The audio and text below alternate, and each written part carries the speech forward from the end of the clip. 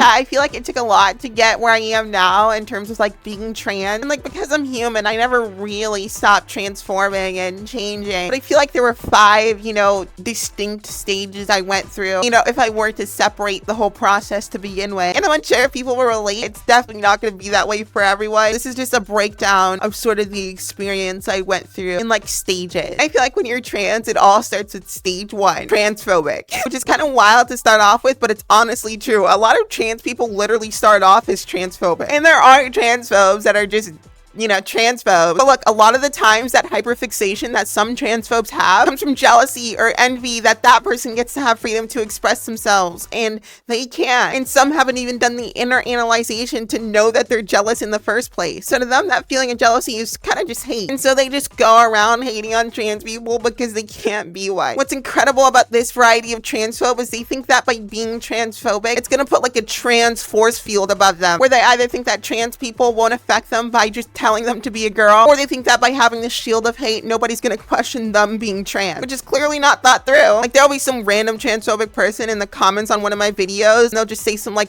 random transphobic thing, and then everyone's just like, why are you here? Why is this on your recommended page? They'll probably say it's woke culture and the trans agenda trying to shove trans videos, but no. You're just trans, bro. New rule. From now on, we throw haters, blow highs, and skirts. We see straight through you. Join us. Oh, that was too much. The join us is a bit too much, yeah? Yeah, this is editing Efren, recording Efren. What the do you think you're doing? You can't just come out and say it. We have to slowly push them in this direction. This is not how the trans agenda works. You're making it too obvious. Come join us is a bit on the nose, don't you think?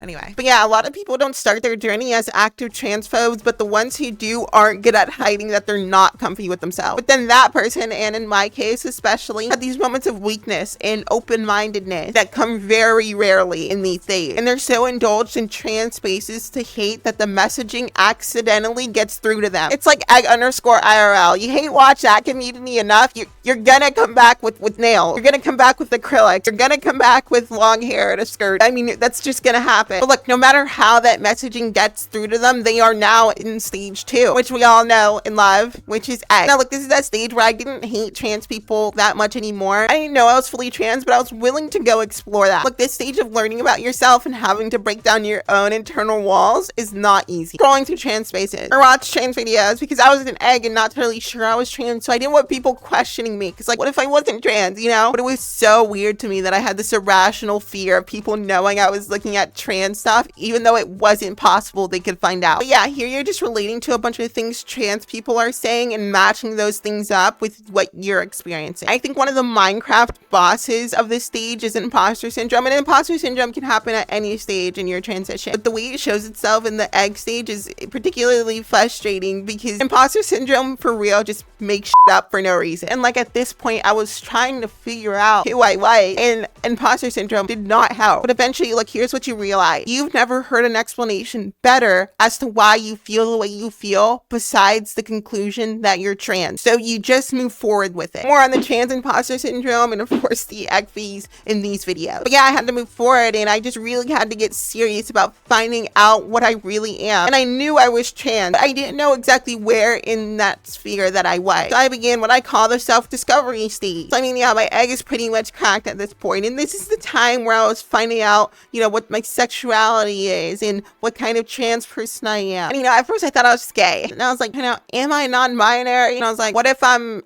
a woman? And I was like, I think I'm non-binary. This is why like self-discovery is so important, and just like seeing what you're comfortable with being online was a huge help at this time. Changing your pronouns to see how you feel when people call you by those things, playing games with character customization to gauge your connection to different gendered aesthetics, and more importantly, trying to find a name that matches your personality and fits well with you. Like the name thing was huge, and what people called me was a big part of my dysphoria. And to be online and people call me something feminine was really affirming, to say the least. I also think that dysphoria was the worst in this era because before I didn't know I was trans. Now that I knew I was trans and leaning on the feminine side, I just started calculating where I wanted to be visually and getting mad and sad that I wasn't that. And look, there are plenty of reasons and why that's the worst mindset to have, but nevertheless, that was just a part of the process for me. But I had to do something about the dysphoria, so I began the baby trans stage. This is that era where I'm pretty much like, yeah, I'm a girl. And I just wanted to know what it felt like to be a girl. So I started experimenting with clothing. I wanted to feel euphoria because it was constant dysphoria for so long. And it sort of led me to this ultra feminine way of dressing in private. This is also the point where I knew I was a ways off from like looking like a girl, but I started voice training because I figured by the time that does happen and I do like feminine in my body and my face,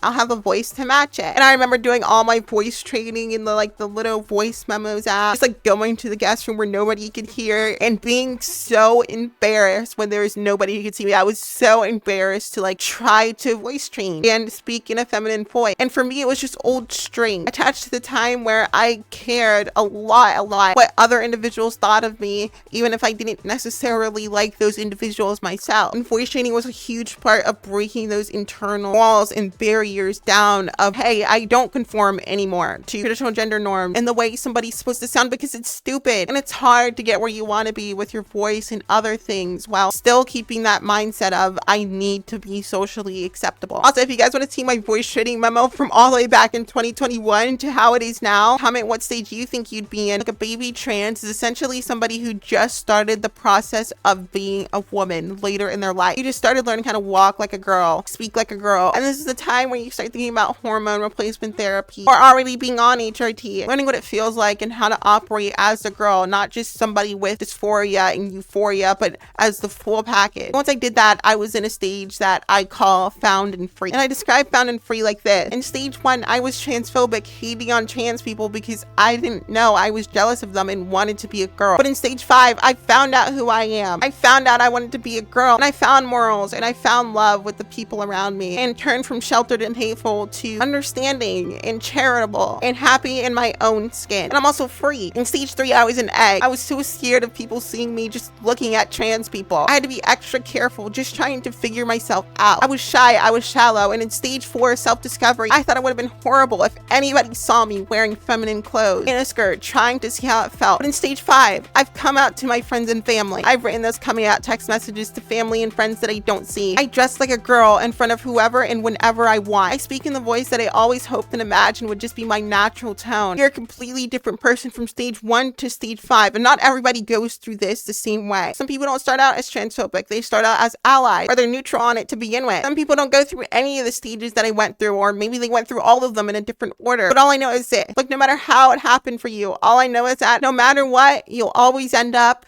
woke as fuck and hot. I hope you guys enjoyed this video. Shout out to my channel members, Lila Uraraka, Haymarket Riot, and of course, Lochin. I love speaking to you guys, and I'll see you in the next one.